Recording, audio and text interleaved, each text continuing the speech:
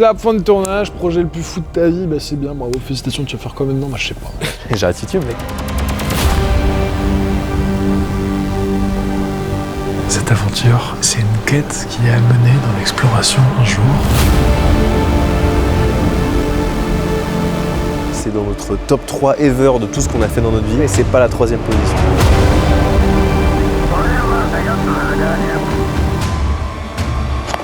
Il y a des mecs en bas.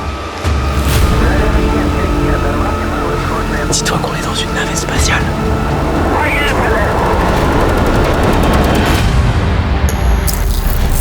Les amis, quel bonheur d'enfin tourner cette vidéo. C'est l'une des plus grandes, si ce n'est la plus grande explo, la quête finale de l'Urbex, infiltrer le cosmodrome de Baïkonour, une zone interdite contrôlée par l'armée russe, en conditions hivernales par un blizzard de moins 15 degrés. L'objectif est évidemment de photographier les navettes abandonnées du programme spatial Buran, de l'ex-URSS, mais surtout d'aller sur le toit pour voir de nos propres yeux un lancement de fusée vers l'ISS, parce que je vous le rappelle, toute la zone est encore en activité.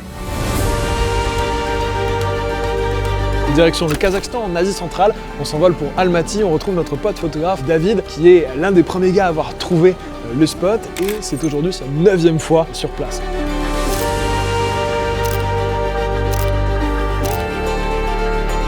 Pourquoi avec David? Car les conditions hivernales sont extrêmement rudes cette fois, c'est un vrai challenge de s'y infiltrer, donc il nous faut quelqu'un qui, avant même d'entrer dans le hangar, connaît l'endroit de l'intérieur, qui nous permettra de jouer avec l'architecture pour justement se jouer des gardes. Ça me rappelle Bogota 87, les mêmes conditions météo. On prend donc la route direction la ville de Baïkonour, mais on ne va pas s'arrêter dans cette ville parce que c'est une ville qui est encore interdite. Donc nous, l'idée, c'est qu'on prend la route principale qui y mène, mais à la dernière minute, en fait, on peut bifurquer dans les steppes parce que les 3/4 du pays, c'est vraiment de la plaine, il se passe rien, tu vois, jusqu'à l'horizon. Et là, justement, on emprunte ce manteau neigeux pour essayer de suivre les pistes et se rapprocher le plus possible parce que si vous voulez, le cosmodrome de Baïkonour, c'est plus de 5000 km², donc c'est immense. Avec 70 km là-dedans, je vais te dire un truc, je regarde un peu le terrain devant. Notre copain, il est déter de ouf. Ça faisait longtemps que je voulais faire un périple en 4x4, je crois que là on est servi. La neige, nous, on voulait absolument y aller dans ces conditions parce que pour l'esthétisme, c'est vachement joli. Mais ça s'est révélé être un réel problème, surtout qu'on a commencé à s'enliser avec le 4x4. Et plus le temps passait, plus on commençait à galérer et vraiment s'enfoncer dans les chemins.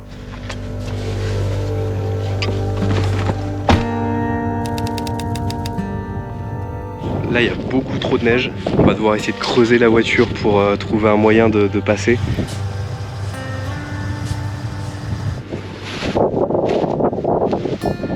L'idée, c'est qu'on parte là et qu'on monte pour quitter vraiment la zone là de merde et aller sur du plat.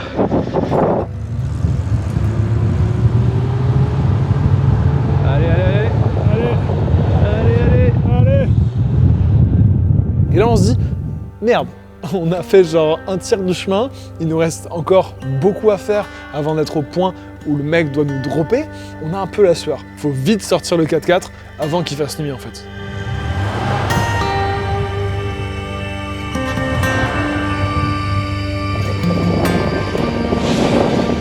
Ah putain, la galère.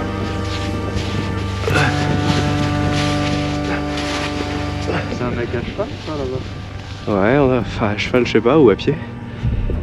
C'est pas bon signe ça, non? Je sais pas. Il a l'air d'avoir un talkie-walkie. J'ai l'impression qu'il parle à quelqu'un, il est au téléphone, je pense. Moi je dirais que c'est un mec qui s'est planté avec son camion, qui a plus à bouger comme nous et qui va vers la route.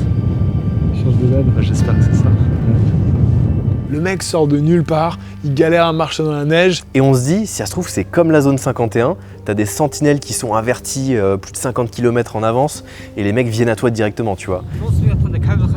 En fait, c'est un local, un mec qui apparemment a des chevaux, il commence à nous aider. Il commence à essayer de déneiger la voiture, il creuse pile au bon endroit. Ça se voit que le mec connaît son terrain et comme ça, on essaie de sortir du chemin principal sur lequel on s'était embourbé pour aller rouler juste dans la steppe où le manteau neigeux est un peu plus fin.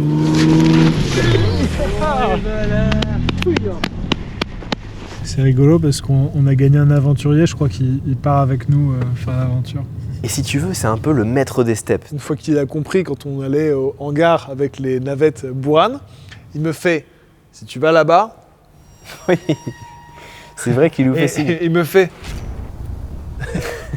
Notre chauffeur, il dit « Les gars, en fait, on s'est tanké là. Après, il y a encore plus de neige. Moi, j'avance pas. Moi je dis, attends, on est à combien de kilomètres? 40? Ouais. Franchement, avec un peu de motivation. Tu marches à quelle vitesse là-dedans? 3 à 4. 3. Ça fait 13 heures. Il avait pas moyen de gratter sur le tout droit 5-10 bornes pour n'en avoir que 30. Si là on va tout droit, on va droit sur la base. Ouais, mais on est une voiture blanche sur de la neige. ça se voit pas. Alors certes, ça se fait en temps normal, il n'y a pas de galère 40 km. Tchernobyl, c'était 50 et quelques qu'on a fait, tu vois. Ouais, tu te rends compte, mec, tous les bornes qu'on a fait, moi j'arrête pas là. Je fais pas demi-tour ici. Non mais c'est clair, mais le truc c'est qu'on est en conditions hivernales et là ce qu'ils annoncent sur les prédictions météo, c'est entre moins 13 et moins 16 degrés sur toute la nuit. Certes, on a du bon équipement, mais c'est un peu suicidaire, tu vois, on a quand même les gros sacs, les machins. On arrive à le persuader d'avancer tout droit vers la base. Les amis, c'est une base active, et on lui dit, fonce tout droit vers la base.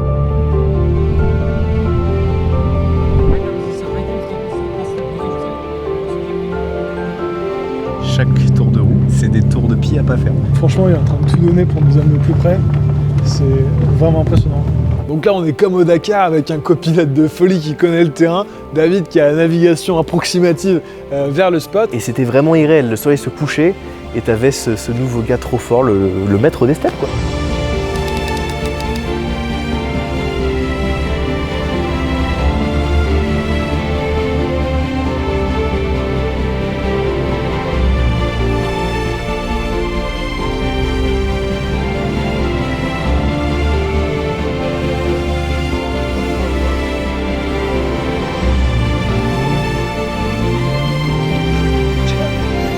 On roule, on s'avance au max, et là sur le GPS de David, je vois qu'on arrive vers quelque chose qui me semble être une vraiment grosse route. La première voiture qui passe, en fait, on est niqué, c'est la fin de l'expédition. Là on se rend compte qu'il va quand même bien cailler, il fait déjà en dessous de moins 10. Et on fout les sacs et là je comprends la douleur. Et le sac principal combien? On était à 18 kg, le deuxième sac on était à 15, 12. Ouais, c'est ça. On était à 35 total. Ah mais vraiment chargé comme des mules quoi. On donne au chauffeur notre position GPS et on lui dit dans 4 jours à 7h30 du matin ce point GPS. Je trouve ça totalement improbable que le chauffeur soit là. Donc je me dis en fait là, c'est une mission presque suicide. On part, on sait pas si on revient quoi. Sans le maître des steppes, comment il va faire pour atteindre ce point sans lui se faire attraper? Il est juste à côté d'un des axes principaux de la base. C'est terrible. Et là à l'horizon, je vois une caisse qui arrive. Stop, stop, stop.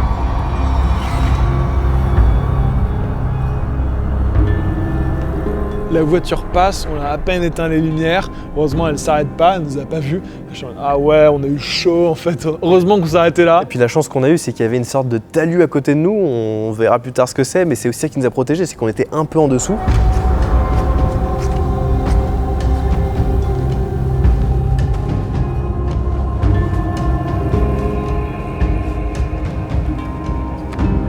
On a à peine marché, vraiment pas grand chose. Je dirais 15 minutes et Ouais, ça doit correspondre à 300 mètres, un truc comme ça. Vraiment, parce que la progression est très difficile et ça, on s'en rend compte tout de suite. Déjà, il y a des lueurs à l'horizon qui arrivent vers nous. What? Qu'est-ce qui se passe? Je pense à un train, moi. J'ai l'impression. Bouge alors, bouge. On observe, tapis dans l'obscurité, et en fait on se rend compte que c'est un convoi parce que ça va très lentement. Le truc c'est qu'on dégaine surtout la thermique qui va nous servir pendant toute cette infiltration. Clairement, il y a un truc sur le wagon du milieu. C'est un convoi militaire avec des gyros, et effectivement il y a une masse sombre sur ce train qu'on finit par voir et identifié annoncer, c'est comme étant une partie d'un lanceur de fusée. Donc là les amis, on est comme des oufs, ça commence direct dans le bain, ça fait 15 minutes. Mais c'est vraiment l'arrière de la fusée avec les gros moteurs et nous je vous rappelle que l'objectif c'est de capturer un décollage de fusée vers l'ISS et on se dit mais c'est peut-être notre fusée. Ça se trouve, c'est notre fusée. C'est fou en fait. Ça se trouve, faut monter à bord là, faut y aller, faut partir dans l'espace. Dis-toi que les gars qui voient ça, c'est les ingés, les astronautes et le petit milieu qui travaille sur les conceptions de tout ça quoi. Il y a très peu d'humains qui ont la chance de voir ça de leurs propres yeux. Et juste ça déjà c'est un souvenir de fou. À plus 15 minutes de l'aventure. C'est dingue. Putain, il est chaud. Putain. 15 minutes on était au rail là. Le timing.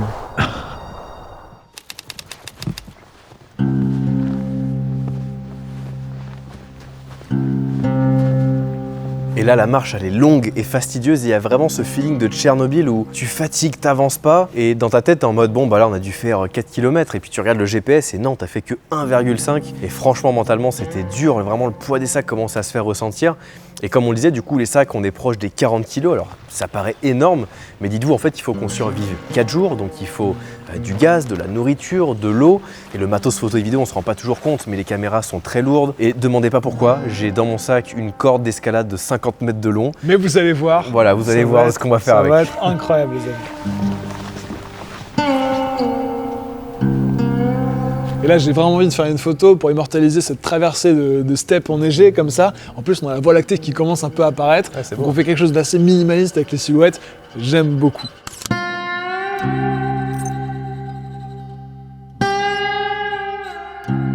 Bon les gars, là on va ranger la cam parce que ça fait déjà au moins 2 heures qu'on se perd à moitié.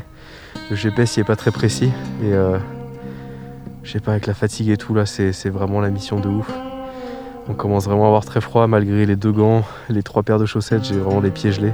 Il fait jour dans 4-5 heures et si on n'est pas au hangar on est mort, donc je pense qu'il faut qu'on range tout et là on passe en mode vénère quand on trace tout droit. Donc à partir de là, sur la marche, on a beaucoup moins d'images parce qu'il fallait pas déconner, on rentre vraiment dans le dur, il fallait avancer. On ne voit pas à plus de 10 mètres avec le bizarre. C'est assez vallonné et d'un coup on se rend compte qu'on se rapproche d'une base active.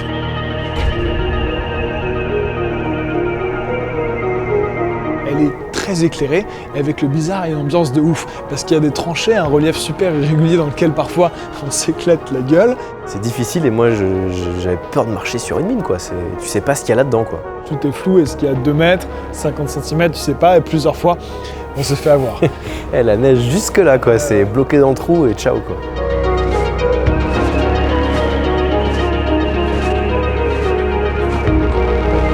On s'approche quand même très près de la base, des chiens commencent à aboyer. Donc là on s'en écarte rapidement, on rentre dans une sorte de litanie de marche.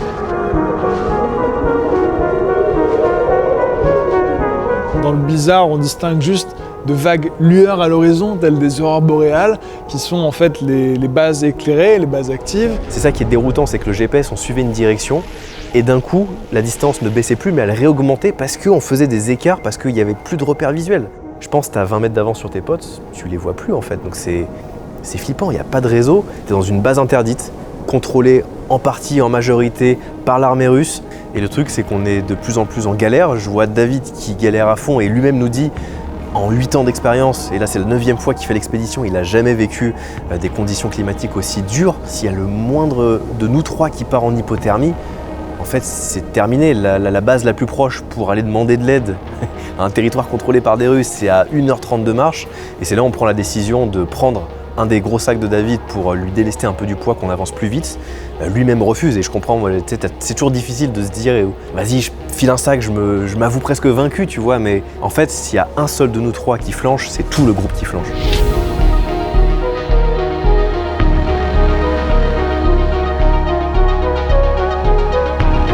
On gratte du terrain, on y arrive, pause après pause, on essaye de les espacer le plus possible, mais les sacs sont tellement lourds qu'il faut parfois en faire. Mais expérience de Tchernobyl. Dans la neige, on dort sur les sacs, vous vous rappelez ?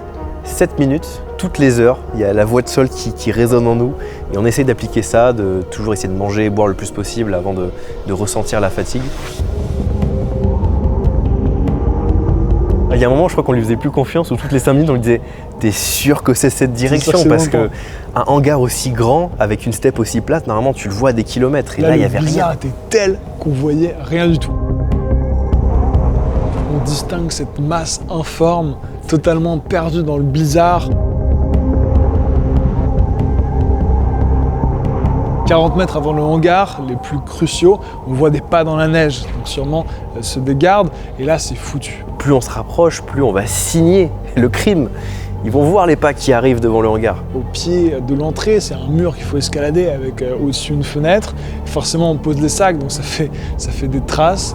Là, il faut se faire la courte échelle. Donc je hisse Clément, je hisse David à l'intérieur. Je leur hisse les sacs et là, je me retrouve tout seul à l'extérieur. Donc le même feeling que toi, j'avais peur de me faire voir par une patrouille. Je me dépêche de grimper, seulement la grimpe, comme tu dis, elle est affreuse. Tu es obligé de mettre tes mains sur du verre cassé, sur des fenêtres, essayer de prendre un truc.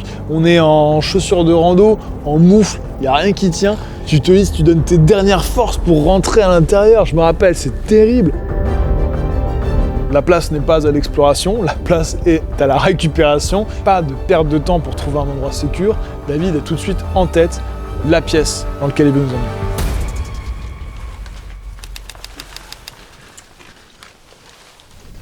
Et qu'on est vraiment les réfugiés de l'exploration. C'est pas drôle, putain. On vient d'arriver, on a directement fait en sorte de se réchauffer et de faire à manger. On n'a rien exploré, on n'a rien vu du hangar. Voilà, maintenant j'ai profité de mon lyophilisé. Là, le froid, il attaque. Il attaque sévère. Et ça me réchauffe pas assez. On s'est installé un vrai petit base camp. Bon là, on va essayer de condamner la porte. Et normalement, on sera bon. Bon, c'est rudimentaire, mais ça devrait tenir. Donc là, on dort jusqu'à 15h. Il nous restera quand même 2h30 de jour pour pouvoir commencer un début d'exploration et découvrir enfin ces navettes. C'est vraiment le jeu de la patience. Ça va bien dormir ? Mec, le matelas il s'est dégonflé 4-5 fois. Du coup, ça a été la mission, j'avais vraiment le froid qui rentrait par le sol. Mais malgré ça, ça va juste sur la fin, les pieds un peu qui refroidissent. Et voilà, là on fait chauffer de l'eau. Enfin, on décongèle l'eau, ça c'est le vrai problème, on a des bouteilles congelées partout.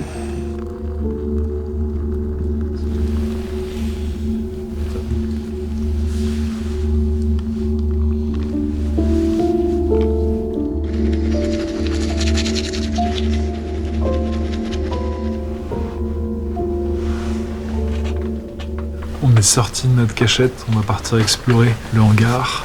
On n'a rien vu hier soir, c'est tout nouveau, c'est la découverte. On va voir ça ensemble. Je suis excité et je suis anxieux à l'idée de me faire attraper.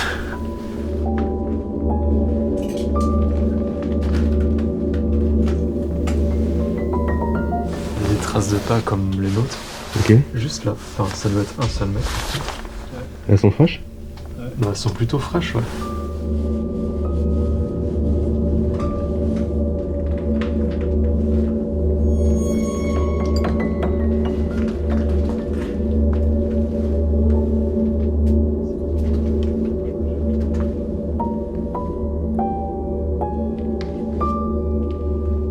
Très souvent, ils sont garés dans cet angle-là du bâtiment. Là, il est pas là, donc il y a des chances qu'il soit du côté où on est arrivé.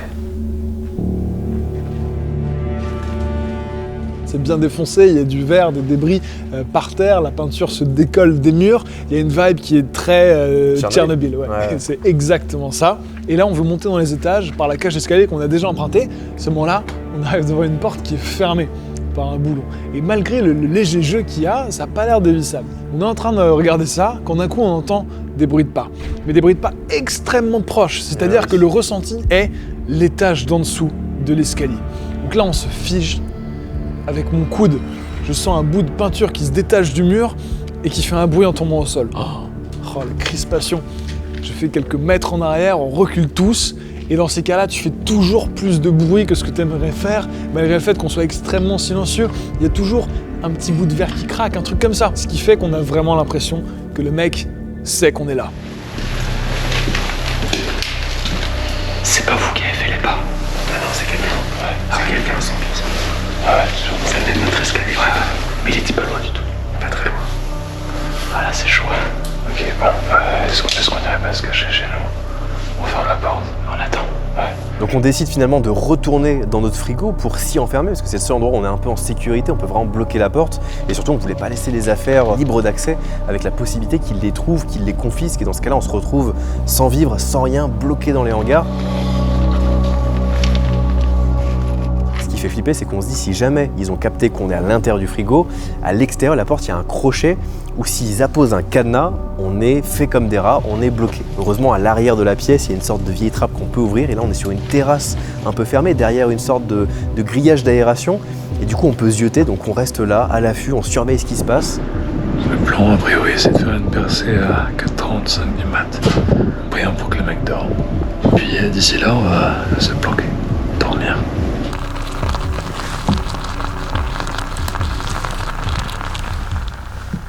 Tu veux des rillettes? Ça va. On vous en a brièvement parlé dans l'intro de cette vidéo, mais je vous rappelle que l'objectif principal, c'est quand même d'aller sur le toit du hangar pour photographier le lancement d'une vraie fusée qui va vers l'ISS. Le truc, c'est ça, on vous l'a pas dit, quand on est arrivé à Almaty, donc juste avant le périple, c'est tombé dans les news, le lancement a été annulé parce qu'il y a eu une fuite dans l'ISS, les astronautes devaient réparer avant d'accueillir le Soyouz qui devait venir, enfin bref, tout un bordel. Mais je vous rappelle que là, ça fait plus de 40 heures qu'on est sans réseau, et du coup, certes, ils ont dit que c'était annulé, mais nous, on sait pas trop si c'est réel. Est-ce qu'il n'y a pas une chance que les astronautes étaient trop forts qu'ils aient réparé à temps? Donc dans le doute, on se dit, on va quand même sur le toit, on se met en position, on est prêt à shooter quoi qu'il arrive. Donc là, on sort de notre tanière, 4h du matin. L'ambiance est incroyable car il fait à peine jour. Une porte un peu capricieuse finalement s'ouvre devant nous. Et là, on est sur la passerelle, théoriquement face aux navettes qui sont là dans l'obscurité. Patience, on va les voir. On doit là se diriger dans les étages donc pour avoir un beau point de vue sur ce potentiel lancement.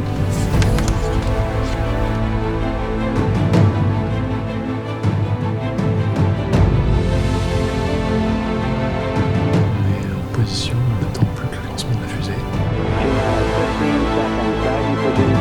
Et on est vraiment comme dans la salle de la NASA, tu vois, on est en mode 5, 4, et jusqu'au bout, on est patient, on veut la voir, cette fusée. Et là,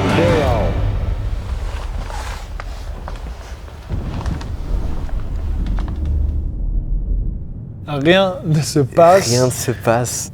C'est foutu. Il n'y aura pas de lancement pour La cette news fois. était réelle du coup. La news était une bonne news. On reviendra pour un lancement de fusée, je vous le promets. On a vraiment adoré ce périple jusqu'à présent, donc on reviendra assister à ça. Cette aventure, c'est des hauts et des bas, c'est des rebondissements permanents. C'est une quête qui a mené dans l'exploration un jour, et je pense qu'elle mérite sa réputation parce que c'est vrai que mine de rien, surtout en conditions hivernales, ça reste dur.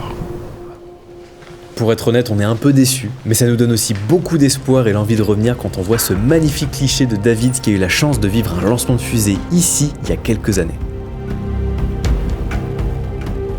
Et d'ailleurs, c'est peut-être ça aussi notre sub-goal mystère, vivre un lancement de fusée à Baïkonour. Le seul moyen de le savoir, c'est de vous abonner à la chaîne. Bref, on se laisse pas abattre, il nous reste le toit du hangar à explorer et juste après, enfin, les navettes spatiales.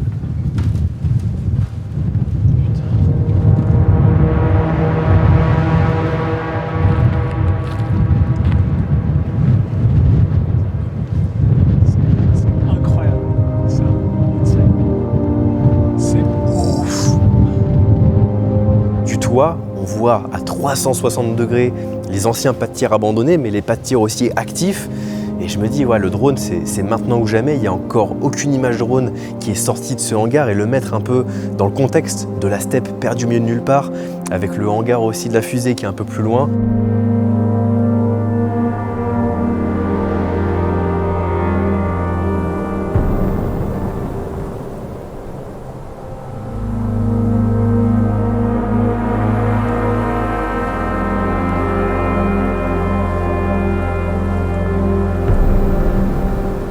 C'est quand même des bases militaires, des bases actives. Est-ce qu'il n'y a pas un système de radar qui détecte le drone? Est-ce que le drone ne va pas donner notre position? Donc il y a cette pression de se dire potentiellement on va rameuter du monde, donc on fait au plus vite et on part tout de suite dans les étages. Sur le toit, on a récupéré de la neige, comme ça on pourra faire les lyophilisés avec cette neige et garder l'eau normale pour la boire. C'est quand même mieux.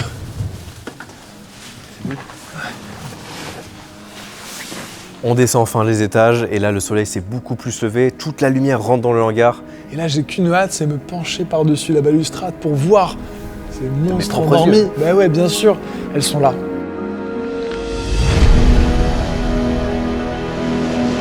Putain, des navettes. Ça c'est la maquette, ça c'est la vraie.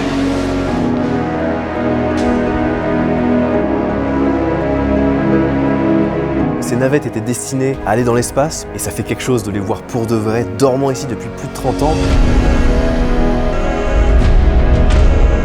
Et c'est toute une époque, tu vois, une grandeur passée qui est absolument endormie, du coup totalement désuète. Une énorme poésie de ce hangar.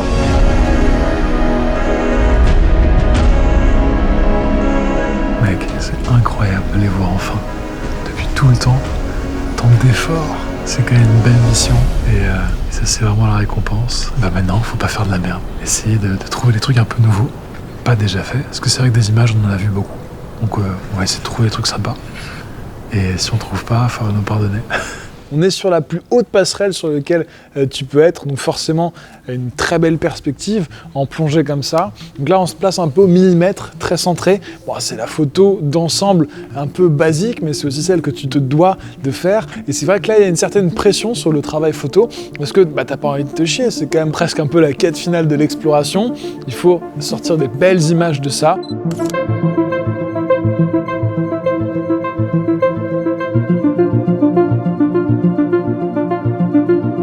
De se dire qu'ici il devait y avoir des milliers de gens qui grouillaient partout à la course avec les États-Unis. Du coup, l'URSS a quand même été les premiers à envoyer un homme dans l'espace.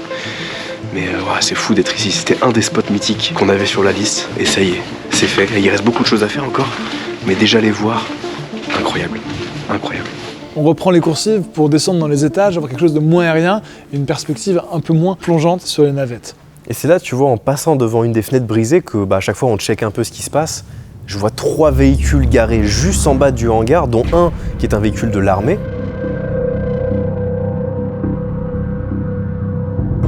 3 voitures. 3 voitures. Putain, prends-la mec. J'ai à peine le temps de vous prévenir que je recheck, et donc là, à l'extérieur d'un des véhicules, je vois un militaire, calache en bandoulière, et il se met à courir vers le hangar. Genre, c'est pas il marche, il court vers le hangar. Et là, Là, je me on dis... psychote total. On est en mode, ok, les mecs ont trouvé un truc à l'intérieur. Ah, mais ils moi je suis en courent mode vers c'est eux. le drone, moi je me dis Ah mais ouais. la rumeur du radar est vraie, personne n'a jamais fait de plan de drone de l'extérieur parce que ça se détecte Ah là là. et qu'ils savent qu'on est là, tu vois. Voilà, tu vas fermer la clé. Ah, mais pour tourner au duvet, il faut descendre cet escalier. Retraverser la coursive qui est super proche du sol. Ok, c'est chaud. Y retourner là, je pense que c'est suicidaire.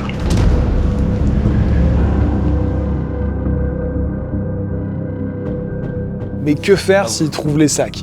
La décision est prise de, si les sacs sont trouvés, on travaillera jusqu'à avoir essoré au maximum ces navettes avant de finalement se rendre, parce que ce qu'on a actuellement sur nous ne nous permet pas de survivre à la steppe sur le chemin du retour. Encore moins pendant 3 jours.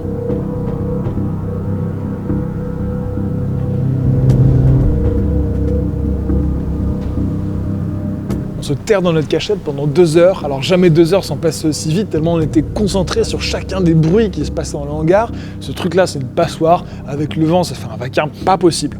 Je décide donc au bout d'un moment d'aller retourner à la fenêtre, voir ce qui se passe. Et le truc c'est que j'envoie le boîtier au casse-pipe, donc je soulève juste l'objectif au niveau de la fenêtre parce que c'est toujours plus discret un petit boîtier noir qu'un gars de 1m80 qui se penche. Et effectivement, je constate sur la vidéo en regardant les rushs que les voitures ont disparu. Alors est-ce qu'elles sont parties il y a 1 heure, il y a 10 minutes?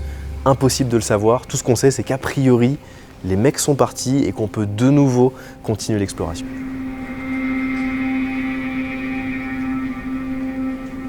Oh mais la bonne nouvelle, on était dans la psychose de s'être fait arrêter absolument foutu. C'est clair. Ah bah en fait non, on est libre, on peut continuer à explorer, trop bien. Direction donc les étages inférieurs pour être beaucoup plus au niveau des navettes. Donc là on est sur le 2e étage de la coursive. Et donc là on est vraiment détente suite à cet épisode. On parle un peu à voix haute, on a un peu la confiance.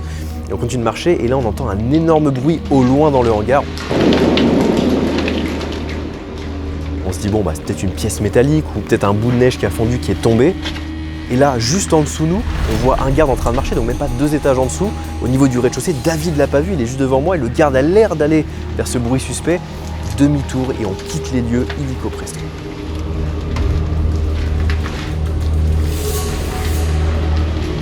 Putain, je regardais ailleurs. Putain, il était en dessous de nous. J'ai vu full silhouette, un mec en noir. Putain, si je regardais pas dans l'autre sens, il me voyait en fait. Ah ouais. Il nous faut donc descendre, mais le problème c'est que descendre c'est aller vers la porte depuis laquelle les gardes rentrent vers le hangar. Le mec est dans le hangar, va sûrement sortir un jour. On prend le risque là de le croiser. La pression est à son comble, on marche dans l'escalier à pas de loup, et quand on passe ce moment fatidique d'être devant la porte qui peut à tout moment s'ouvrir sur un mec, Et ben là, on fait ça et on disparaît dans les souterrains.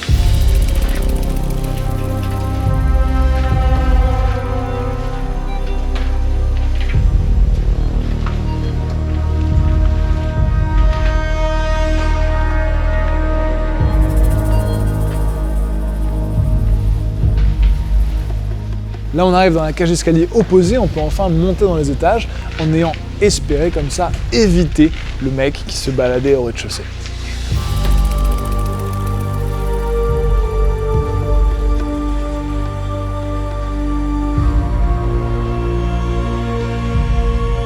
C'est là que la lunette thermique de David nous a énormément aidé. En quelques minutes à peine, on peut scanner tout le hangar. À la recherche, une signature thermique. En d'autres termes, n'importe quelle silhouette humaine ressortirait donc rouge fluo à l'image.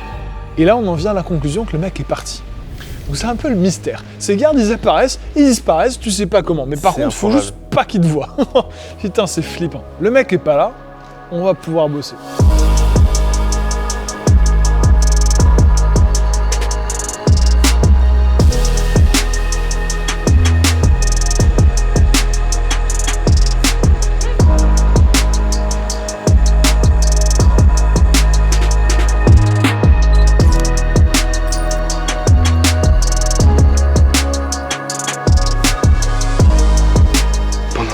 David font la photo 3 étages plus bas. Moi je monte sur le toit pour aller voir s'il y a des voitures. En fait on entend plein de bruit mais ça peut être juste la tôle qui travaille avec la chaleur. Donc là depuis le toit j'aurai une vue d'ensemble, savoir s'il y a des mecs ou pas. Entre temps, la neige elle a vachement fondu et là je me rends compte de l'état catastrophique du toit. Enfin vraiment il y a des saignées dans le toit, c'est vraiment horrible. Ça fait flipper, t'as pas envie de passer à travers le toit.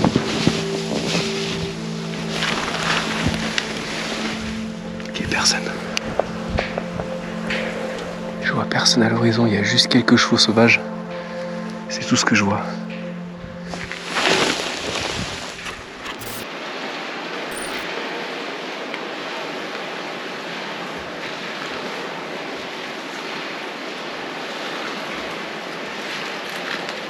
Enfin, on réalise des photos, une perspective un peu plus basse, et j'ai l'impression de valider sur un peu master shot du hangar.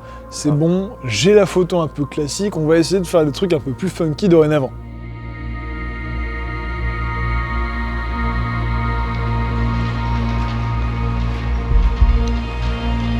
Tu fais tes photos et moi je suis sur la partie centrale avec David, donc je fais quelques plans de coupe pour aussi montrer son travail photographique. Et là effectivement on entend une sorte de bruit en bas au niveau de la porte. Et le temps que j'ai de cadrer pour les voir, je vois les gardes qui rentrent, je suis encore debout, c'est trop tard, je vais mourir. Et là je sens la main de Dieu qui vient m'arracher en arrière. C'est David qui a eu un peu plus de réflexe que moi, qui a su me tirer au bon moment.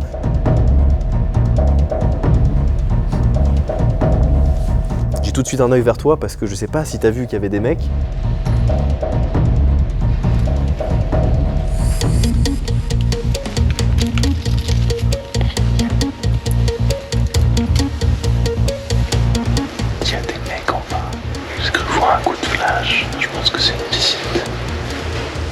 Je voyais Clem et David qui étaient allongés au milieu de la passerelle, j'étais en mode ah ouais, si en fait c'est juste ils montent, on est deados quoi. Et là David, heureusement il y a un petit trou dans le plancher, il peut passer la caméra.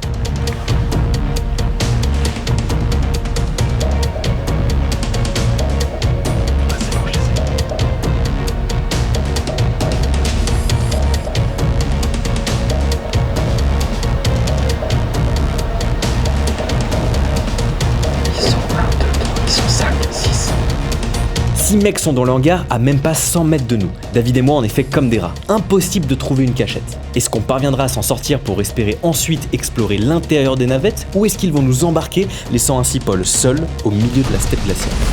Rendez-vous jeudi prochain, 18h pour la suite. Et si t'as pas envie d'attendre une semaine, t'as la version complète du film sur notre Vimeo. 1h16 de pleine immersion, sans coupure, sans pub, et chaque vente du film permet de financer le prochain. T'as le lien en description.